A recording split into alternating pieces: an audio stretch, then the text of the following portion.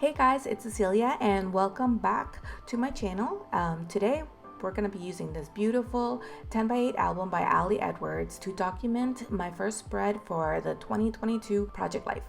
This album comes with two different pocket pages. One is just a regular 10x8 page protector and the other one has two 4x6s and two 4x4 pockets.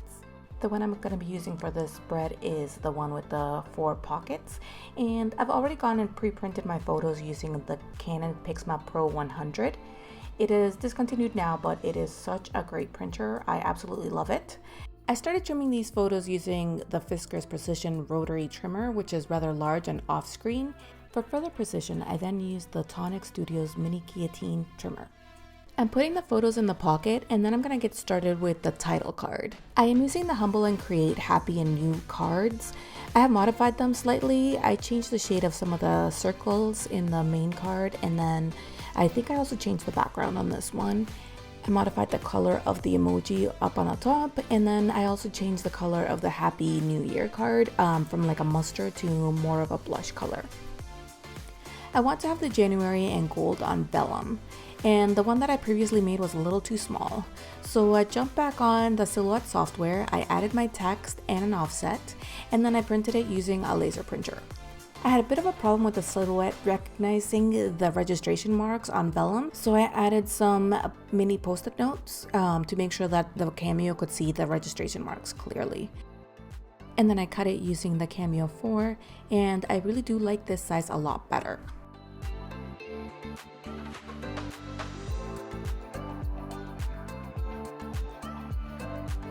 I then use some gold foil from Heidi Swapp and I run it through the ink machine.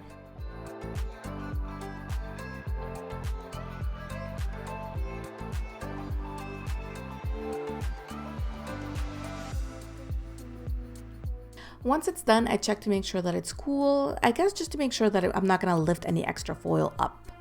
I do love the way that it looks with the gold foil, although it does look a little bit distressed, but I'm just going to roll with it.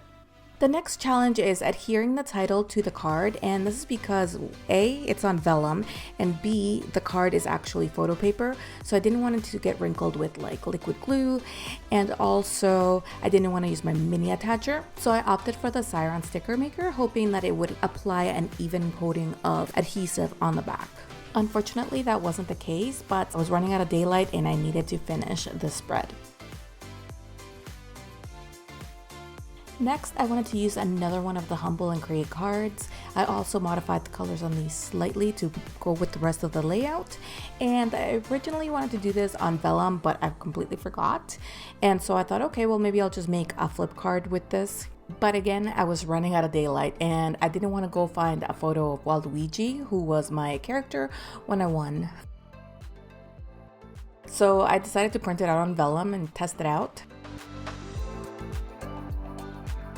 One of the things I was thinking of doing was using an eyelet to attach the vellum on the photo, and then I thought for a possible cover page that it might be a little too flimsy, and so I decided against it. I was momentarily tempted by the cardstock again, and I just decided against it again.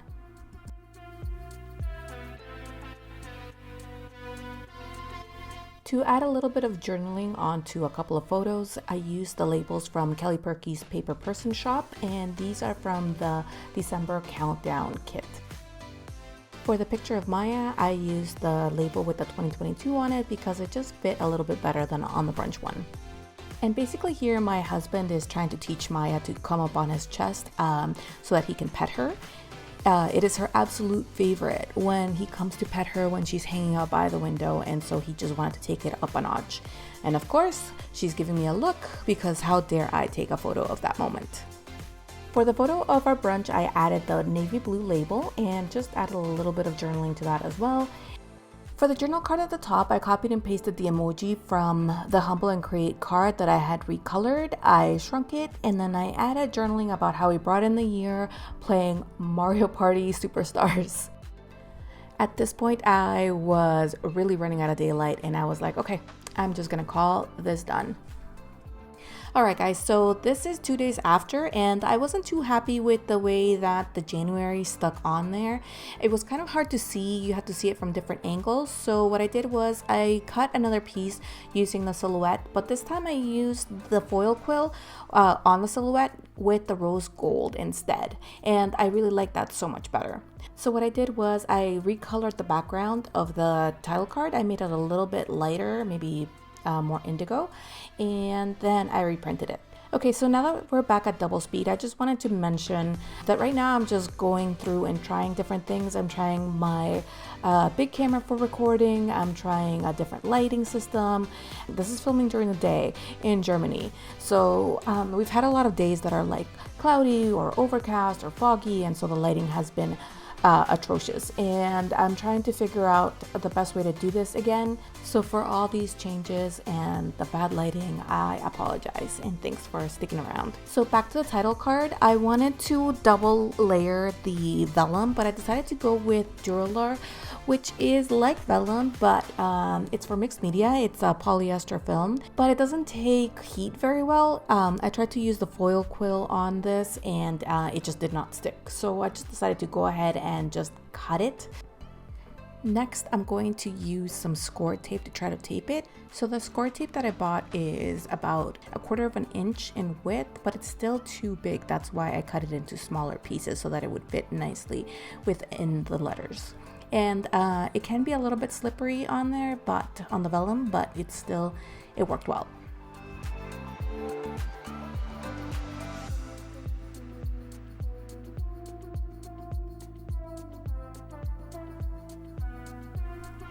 So here I'm just eyeballing the placement to hopefully get it right, and I'm just rubbing it together and just rubbing the back to make sure that the tape is adhered properly.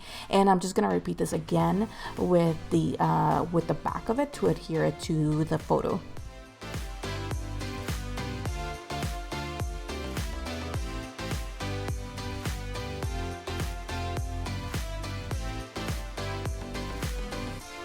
And once again, here I am just eyeballing it, and yeah, it's nice and done. And now we're gonna put it in the card, and oh my god, I like it so much better. It just looks so good, and it looks good from any angle.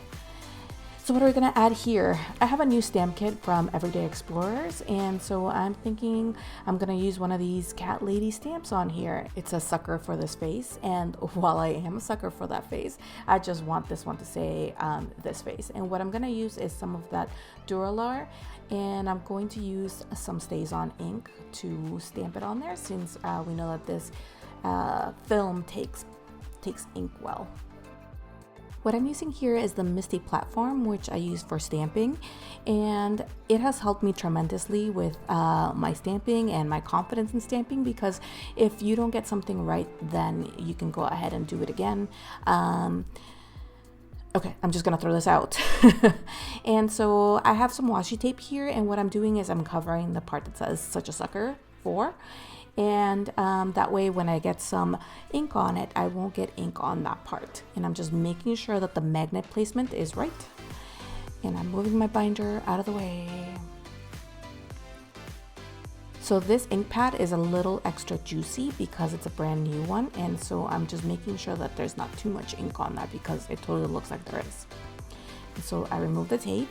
That's a very important part, and then I press it. Now I have an eraser, dry erase eraser, and but I don't know where it is. So I was just applying pressure with my hands, and it looks a little distressed, which is not the look that I was going for. And so I tried again, and I added more tape because I knew that I would smudge it somehow if I did it.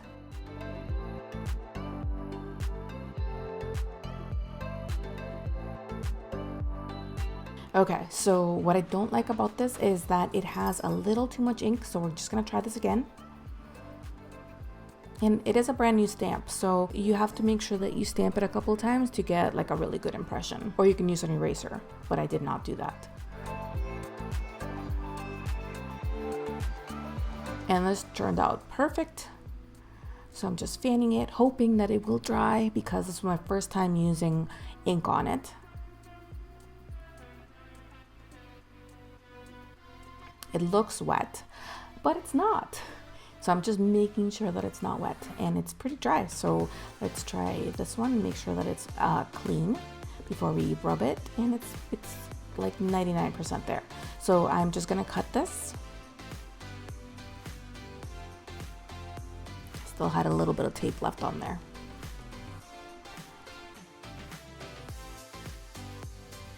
And I was like, oh my God, how am I going to attach this? Because again, it's like vellum and you don't want it to see through.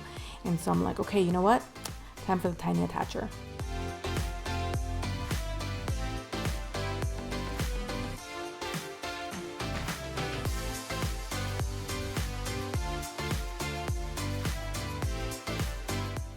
And it's perfect. Look at this face.